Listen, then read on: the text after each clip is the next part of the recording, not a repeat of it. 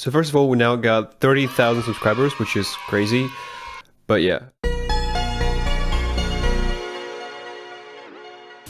I want to talk about my tiny keyboard. It's called Niu Mini and I bought it from KBD fans. Niu Mini is a 40% ortholinear keyboard. Now what the hell does that mean? 40% means it's 40% length of the full-size keyboard, like this one. I don't have one, but this is what it would look like. And ortholinear means that the keys are arranged in a grid, kind of like an ice cube tray. Unlike normal keyboards where the keys are arranged in a staggered layout, like this. Now in theory it's supposed to be more ergonomic, for example Ergodox Easy does it that way. In reality, I think it just kind of looks cool. That's it. The 40% form factor is not new, and the first keyboard to feature it was OLKB Plank. Nowadays there are some companies that do similar designs but provide more bang for your buck, and I think Niu Mini from KBD fans is one of those. So I got some questions about this keyboard under my last video and now I'm going to answer them. Why keyboard so small? It takes less place on a desk, it sacrifices some of the keys that are not important for me personally, like page down, page up, etc. And it's really portable, I could take it anywhere. Not that I will in the next couple of months. Plus it's adorable, I mean look at it. Is that weird keyboard better than a normal keyboard anyway? No.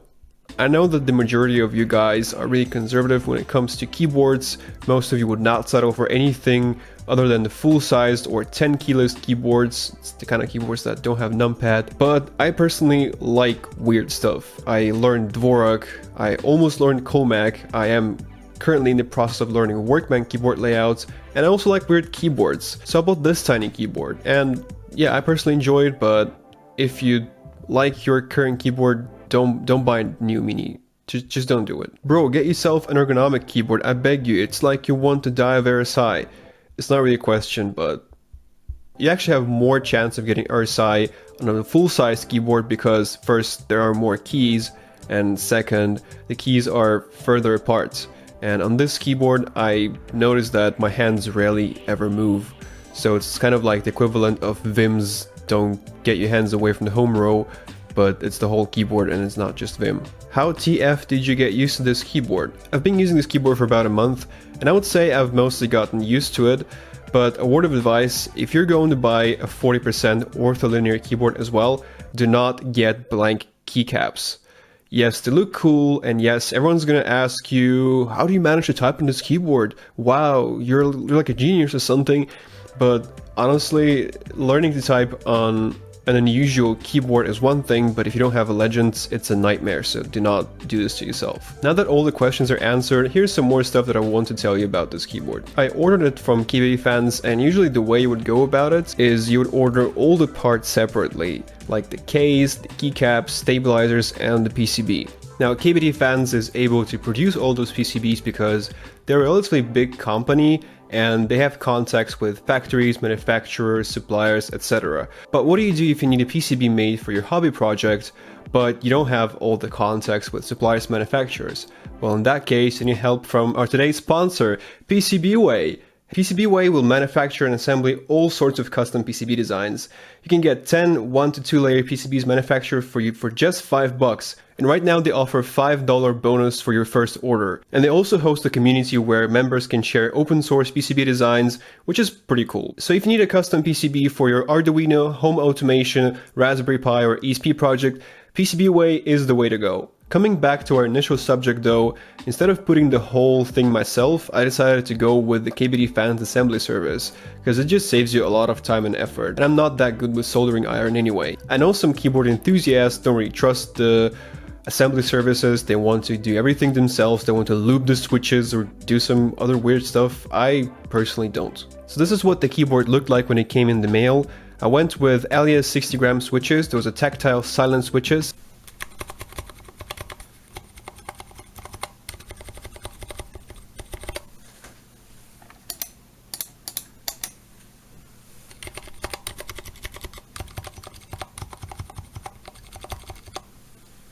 And acrylic/aluminum case for that sweet underglow. The build quality overall is very solid and the keyboard is built like a tank.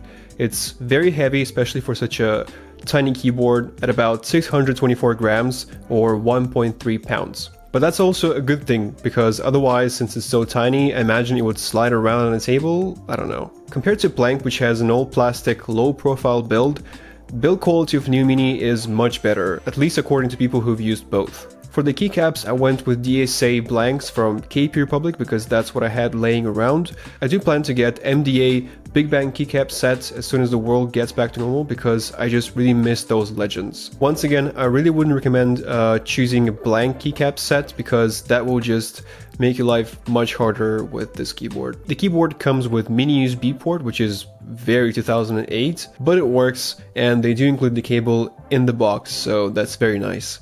I personally got myself this coiled cable from eBay because I kind of think it looks cool. Niu Mini comes with the full support for QMK firmware, which is the most popular firmware for mechanical keyboards right now. It lets you do custom key bindings, define layers, macros, and all kinds of cool stuff. And since it's a really tiny keyboard with just 47 keys, you'd really want to define those layers and experiment with the firmware. For example, it lets you bind your shift key to parentheses when it's just pressed, and to an actual shift when it's held, which is really awesome. And I personally mapped my shift keys like that, and I also mapped my control keys to slashes the same way. It also lets you define layers, which kind of work like a phone keyboard does. You press a symbol key on your phone keyboard, and instead of letters, you get numbers and symbols on your keyboard. And that's the same way it works there. You can define it for one press, while held, or indefinitely. For example, here's my layout with all the layers I used, but I will not go in depth and explain to you in great details how to customize your keyboards, because I feel like it's a journey that you have to go on by yourself. I will put a link to my layout down below, so you can mess around with it, maybe take it as a base, I don't know. Now there's something I don't see other YouTubers talk as much about when it comes to those weird keyboards, and that is alternative languages in keyboard layouts. For example, QWERTZ, Azerty, and Itsuken. Now, of course, with QWERTY, it's going to work really well because English only has 28 unaccented letters, but what about German, French, or Russian? Feel free to skip to this timecode if you're American, I guess. Also wenn man sich QWERTZ anschaut, da gibt es natürlich Buchstaben, die dann nicht reinpassen, zum Beispiel Umlaute oder SZ, aber es ist auch nicht so schlimm. Und obwohl Ö und Ö auf dem ersten Layer dabei sind, muss man leider andere Buchstaben auf anderen Layers verweisen. Ich persönlich nutze seit ewig meine eigene modifizierte Variante von QWERTY, wo ich Umlaute und SZ mit Alt eintippe, also für mich ist das kein Problem. Je ne recommanderais en aucun cas ce clavier pour les gens qui utilisent AZERTY parce que vous avez absolument besoin de lignes numériques pour taper les accents. Il fonctionnerait probablement avec les dispositions alternatives, par exemple Bepo, mais avec AZERTY, ça marche pas. Alors si vous tapez avec AZERTY et si vous voulez un petit clavier ortholinaire, je choisirais Preunic parce qu'il y a une ligne supplémentaire numérique. Что касается моих русскоговорящих товарищей, я пока что заметил только 3 буквы, которые не влезают на первый слой на Niu Mini. Это Х, твердый знак и Ё. Проблему я решил, по сути, переносом этих букв на другой слой. Это не особо удобно, но так как я не так уж много печатаю по-русски, для меня это не проблема, но имейте в виду. This whole build cost me about $160 and I think it was worth every cent. Yes, custom build mechanical keyboards are much more expensive than off-the-shelf mechanical keyboards from brands such as Razer and Corsair, but the level of customizability that you can reach with those keyboards is unparalleled. You can choose the perfect PCB, perfect keycaps, perfect case, everything to suit your needs.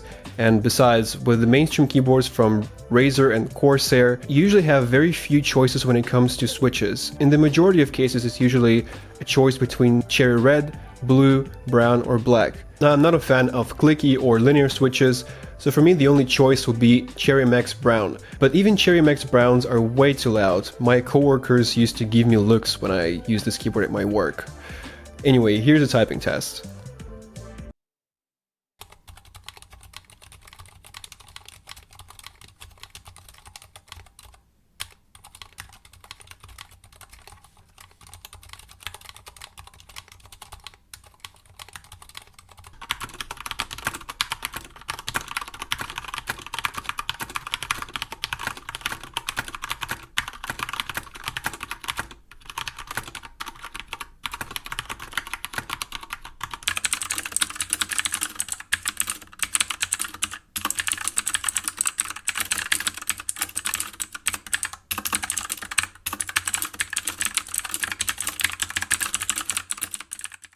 So that's gonna be it for this video. As usual, I would like to thank my patrons, Mitchell Valentino, Ray Piria, Neurogamer, and everyone else who supports my channel. Thank you guys for watching, stay safe, and I'll see you in the next one. Goodbye.